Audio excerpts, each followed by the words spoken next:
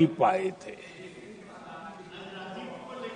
आदरणीय अध्यक्ष जी, आज जब मैं देखता हूं पिछले 10 साल से सर वित्तों को बारीकी से देखने का अवसर मिला है तो मुझे बड़ा दर्द होता है। हम 40-50 साल लेट हैं, जो काम 40-50 साल पहले हो जाने चाहिए थे। और इसलिए ये साल जब 2014 से देश की जनता ने हमको सेवा का अवसर दिया, हमने ज्यादा से ज्यादा युवाओं पर फोकस किया। हमें युवाओं की आकांक्षाओं पर बल दिया। हमने युवाओं के लिए ज्यादा अवसर बनाए। हमने कई क्षेत्रों को खोल दिया और जिसके कारण हम देख रहे हैं देश के युवा अपने सामर्थ्य का परचम लहरा रहे हैं। देश में हमने स्पेस सेक्टर को खोल दिया, डिफेंस सेक्टर को खोला, सेमीकंडक्टर मिशन लेकर के आए, इनोवेशन को बढ़ावा देने के लिए अनेक नई योजनाओं को हमने आकार दिया। स्टार्टअप इंडिया इकोसिस्टम पूरा डेवलप किया। और इस बजट में भी आदरणीय अध्यक्ष जी एक बहुत महत्वपूर्ण निर्णय हुआ है। 12 लाख की आय पर इनकम टैक्स की माफी, ये समाचार इतना बड़ा बन गया कि बहुत सी महत्वपूर्ण चीजों पर अभी भी कुछ लोगों का ध्यान नहीं गया है। वो महत्वपूर्ण निर्णय हुआ है। हमने न्यूक्लियर एनर्जी सेक्टर को ओपन कर दिया और इसके दूरगामी सकारात्मक प्रभाव और परिणाम देश को देखने के लिए मिलने वाले हैं। आदरणीय अध्यक्ष जी, AI, 3D printing, robotics, virtual reality की चर्चा हम तो गेमिंग का भी महात्मा क्या होता है इसके लिए भी प्रयास करने वाले लोगों में से। मैंने देश के नौजवानों से कहा है कि दुनिया का गेमिंग क्रिएशन का, क्रिएटिविटी वर्ल्ड का कैपिटल भारत क्यों न बने। और मैं देख रहा हूं बहुत तेजी से हमारे लोग काम कर रहे हैं।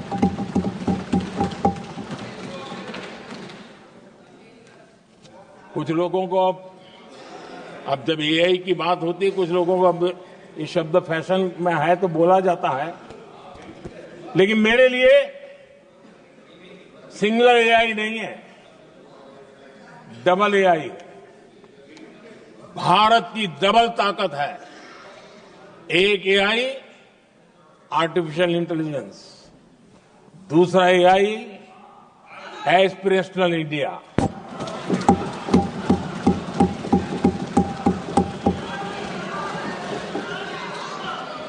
हमने स्कूलों में 10,000 टिंकरिंग लैब्स शुरू किए और आज उन टिंकरिंग लैब से निकले बच्चे रोबोटिक्स बना करके लोगों को चकित कर रहे हैं। और इस बजट में 50,000 नए टिंकरिंग लैब्स उसका प्रावधान किया गया। भारत वो देश है जिसके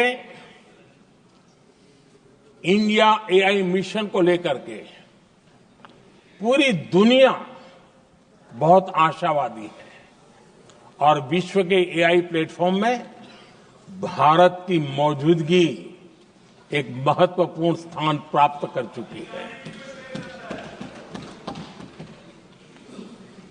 आदरणीय अध्यक्ष जी, इस साल बजट में हमने डीप टेक के डोमेन को में इन्वेस्टमेंट की बात की है।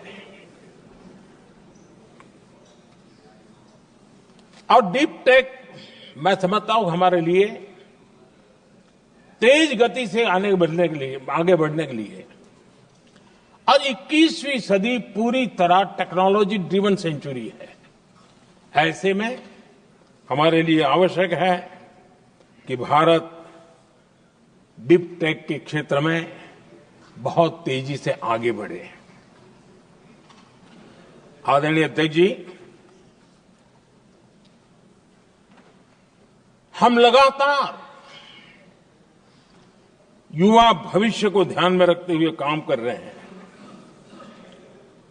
लेकिन कुछ दल हैं जो लगातार युवाओं के साथ धोखा कर रहे हैं, उन्हें धोखा दे रहे हैं। ये दल चुनाव के दरमियान ये भत्ता देंगे, वो भत्ता देंगे, वादा तो करते हैं लेकिन पूरा नहीं करते हैं। ये दल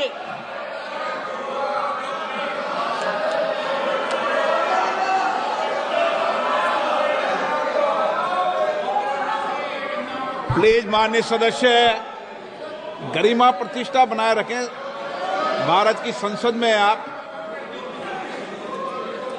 प्लीज बैठे बैठे टिप्पणी नहीं करें और नए माननीय सदस्य बैठे बैठे टिप्पणी कर रहे हैं। आदरणीय अध्यक्ष जी, ये दल युवाओं के भविष्य पर आपदा बनकर गिरे हुए हैं।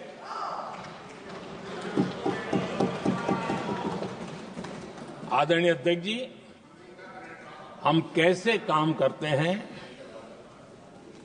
ये हरियाणा में अभी अभी देश ने देखा है। बिना खर्ची, बिना पर्ची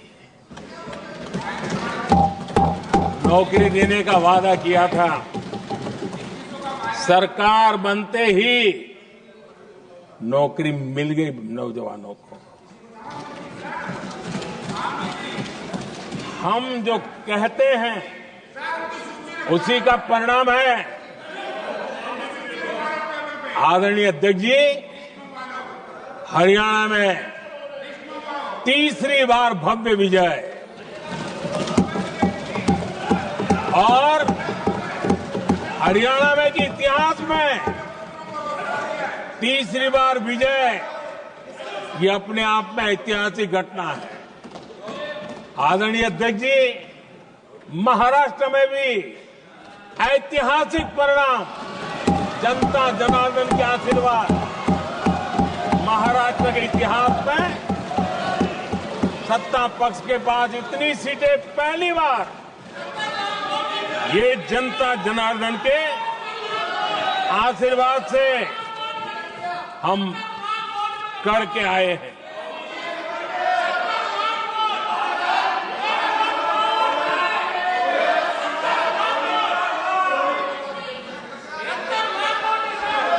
कुछ समझते हैं